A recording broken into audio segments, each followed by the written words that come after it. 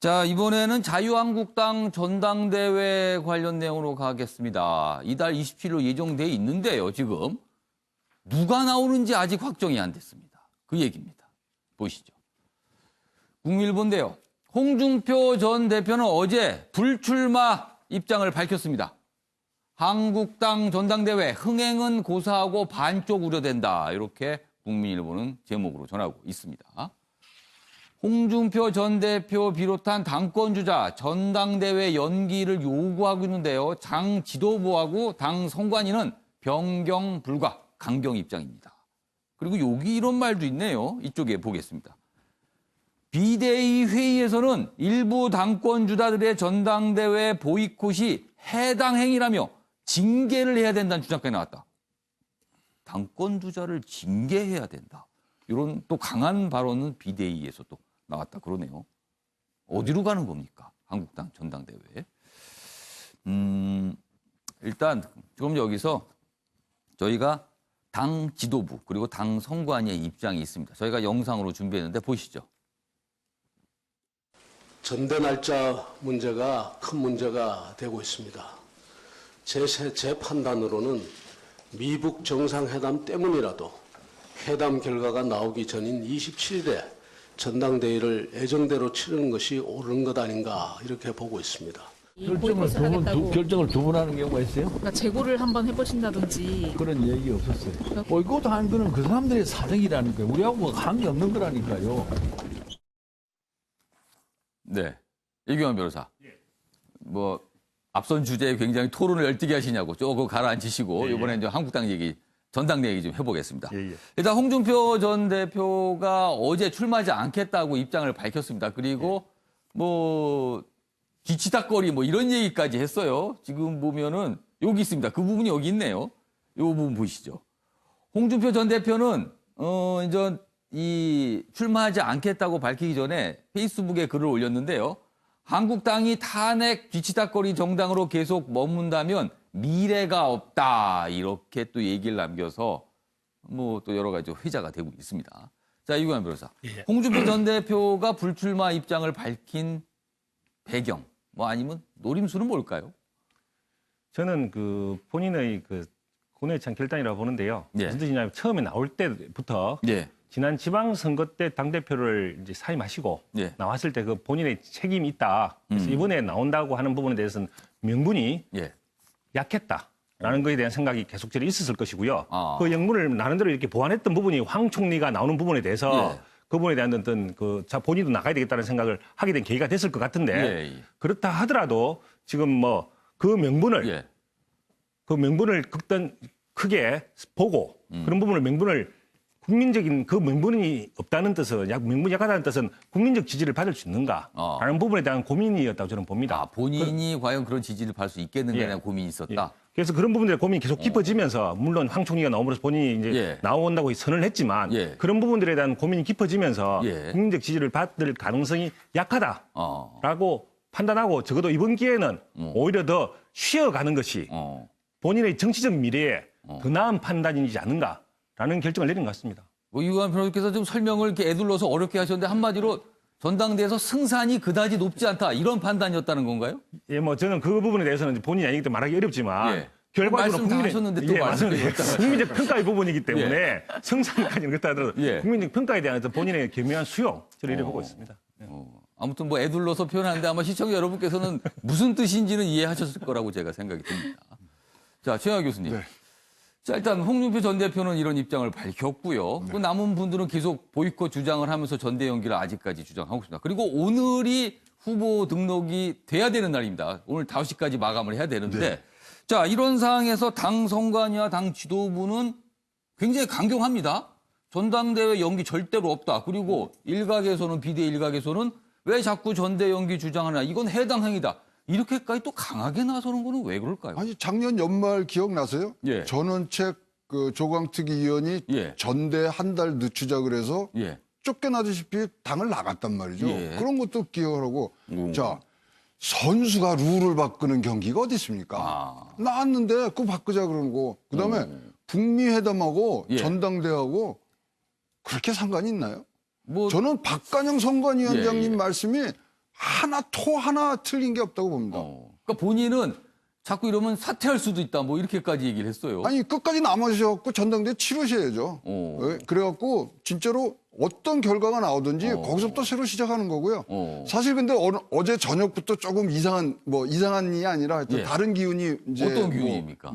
오세훈 이제 후보가 생각을 좀 전향적으로 해보겠다 그래서 일단 주말 동안은 보이콧 얘기를 본인이 했는데 네, 어저께 저녁부터는 이제 후보자들 만나고 이제 오늘 아침에 지금 이 연기를 주장하는 다른 분들하고 지금 회동을 가지겠다.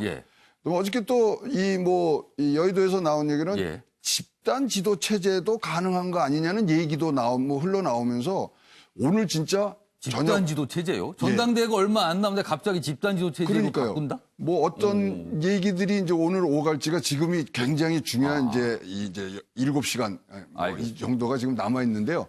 하여튼 후보 등록 시한까지 지금 많은 그런 어떤 얘기들이 오가고 지금 오세훈 후보 정도는 출마 가능성이 조금씩 더 높아지는 그런 상황이기 때문에 오늘 저녁까지 한번 보셔야 될 것 같습니다. 지금 오세훈 전 서울시장 얘기를 하셨는데 그 기사 있습니다. 보시죠. 조선일보입니다. 오세훈 보이콧 철회 시사하며 다른 후보들에게 본인을 지지해달라고 호소했다. 이런 내용입니다. 어제 심야까지 방금 최영하 교수께서 말씀하신 어젯밤에 기운이 뭔가 있었다. 그 얘기군요. 어제 심야까지 당 중진들 접촉했다. 그리고 황교안과 전당대회 정면 대결 의지를 나타냈다. 그리고 홍준표 전 대표 얘기는 요 밑에 있고요. 또 여기도 부제가 달려있네요, 제목이. 오세훈 전 서울시장 출마 결심 굳힌 듯 다른 후보들과 연쇄 접촉을 하고 있다. 밤에 이렇게 접촉을 했으니까요. 오늘 후보 등록 마감 시간인 5시 전까지는 엄청나게 활발한 접촉이 또 벌어지겠네요. 앞으로 남은 시간 동안. 자, 일단 이 기사의 내용대로 저희가 좀 진행을 해보죠. 이 내용을 일단 가정을 하고요. 자, 그럼 이광현 변호사. 홍준표 전 대표는 불출마를 하는 거고요. 그럼 오세훈 전 서울시장은 출마를 하는 겁니다. 그동안 황교안, 홍준표, 오세훈 세 후보가 경합을 벌일 것이다. 이런 얘기가 있었는데 홍준표 전 대표는 빠졌습니다. 그럼 두 사람의 경합인데 자, 홍준표와 오세훈 두 명의 정치인이 다른 선택을 한 배경은 뭡니까?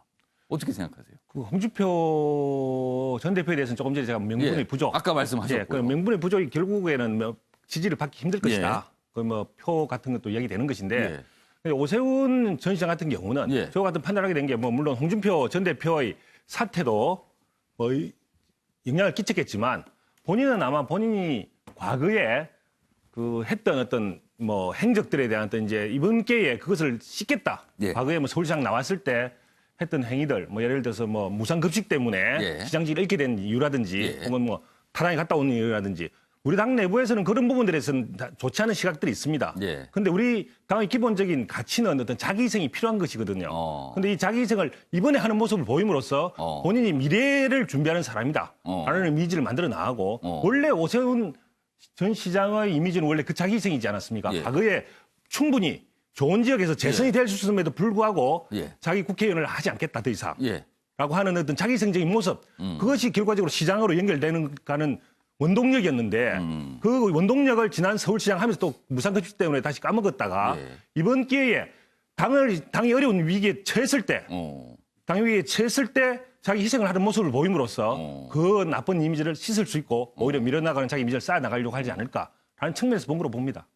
최영하 교수님, 이건 이 주제 갖고 계속할 수는 없고요. 마지막 질문을 드릴게요. 오세훈 전 서울시장이 오늘 이제 출마를 진짜 하고 등록을 하고 출마를 한다면 보이콧 얘기를 굉장히 강하게 결기 있게 얘기를 했는데 그걸 철회하고 다시 출마하겠다. 이렇게 되면 이게 또 어떻게 좀 받아들여질까요? 이 부분은 또. 그 사이에 이제 몇 가지 일들이 있었죠. 특히 이런 5.18 이런 얘기까지 다 합쳐지면 일단 표 계산이 들어간 겁니다. 솔직히. 자, 자유한국당이 이제 표 계산을 해보면요. PK, TK 거기만 하면 45% 정도가 나오고요. 수도권이 35%면 나머지 이제 해서 55대 45인데 자, 이번 이 여러 가지 파동, 그다음에 또 전체적인 분위기를 봤을 때 표 계산이 금방 되죠. 그랬을 때 승산이 있다고 본 거죠. 그러면은 홍준표 전 대표가 불출마하는 부분까지도 가만히 돼서 다 감안을 하고 사실 홍준표 대표는 제가 옆에서 뵀을 때는 그분은 일강 자기가 가장 선두가 아닐 때는 항상 테러를 찾으셨습니다. 그렇기 때문에 사실 이렇게 했을 때 사실 이 전당대회 흥행이 굉장히 이제 저조할 것은 확실해지고요. 이러면 뭐 20% 30%대 이제 투표를 갖고 났으면 다음 수를 보시는 그런 어떤 불출마의 행로를 이제 하실 것 같고 오세훈 후보는 표 계산을 급히 해보니 가능성이 있기 때문에 있어 보인다. 붙어보는 거죠. 그다음 이제 두 사람 황교안 오세훈의 표 대결이 가면은 그나마 저조할 것 같던 어떤 전당대회 효과는 좀 높아질 수가 있습니다만은 어쨌든 두 분 다 신선한 이미지를 갖고 있기 때문에 어느 분이 나오시든지 하여튼 보수의 재결집, 보수의 재건에 큰 힘을 내주실 수 있으리라고 생각을 합니다. 근데 좀 아쉽게 생각이 드는 건 이 큰 정치인의 말은 천근각해야 된다. 뭐 이게 흔히들 하는 말인데 불과 이틀 전에 보이콧을 그렇게 할 수 있다 강하게 얘기했는데 바뀐 게 전당대회 날짜 안 바뀌었는데 다시 출마를 한다. 뭐 당원 여러분께서 판단을 하시겠죠. 정치인은 또 유연해야 합니다. 아, 그건 천금이 아니고 유연입니까? 그렇습니다. 그때는? 네. 잘 모르겠네요. 알겠습니다.